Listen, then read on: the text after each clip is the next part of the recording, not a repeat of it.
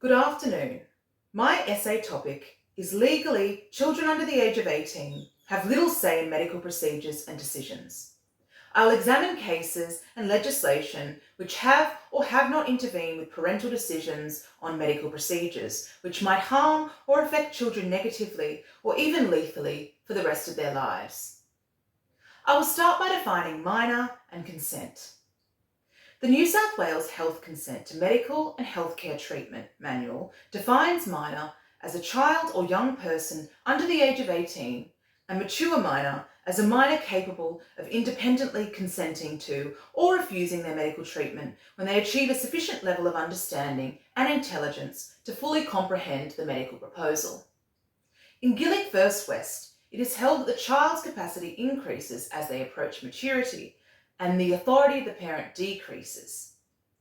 Firstly, my essay will outline where the parent or guardian has not intervened with the rights of the child, and topics will include female genital mutilation.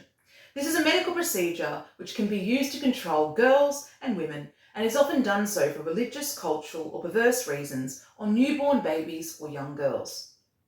It was originally implemented in Egypt as a means of perpetuating inequality between the classes. I will analyse the Australian cases of the Queen versus A2, the Queen versus McGuinness, and the Queen versus Vasiri. Secondly, I will analyse infanticide. Infanticide is a medical procedure which involves the murder of a baby that has already been born for personal, cultural, or even religious reasons. In India, for example, some religions or culture don't allow you to check the sex of the baby prior to birth, and once the female is born, they sadly murder it as they believe females are not as economically viable as males are. I will analyse the case of Dr. Kermit Gosnell in West Philadelphia, who ran an illegal abortion clinic by the name of the Women's Medical Society, where he murdered 7 newborn babies by severing their spinal cords with scissors. Thirdly, I will explore religion and its influence on life-saving medical procedures. Madeline Karen Newman is the case of a girl who had diabetes and her parents did not give her medical treatment because they believed their religion and faith would save the child. Sadly, the 11-year-old died.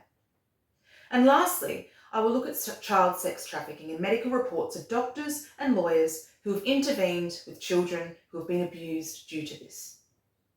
The next section of my essay will analyse cases where the parent, guardian, or the law has intervened for the rights of the child.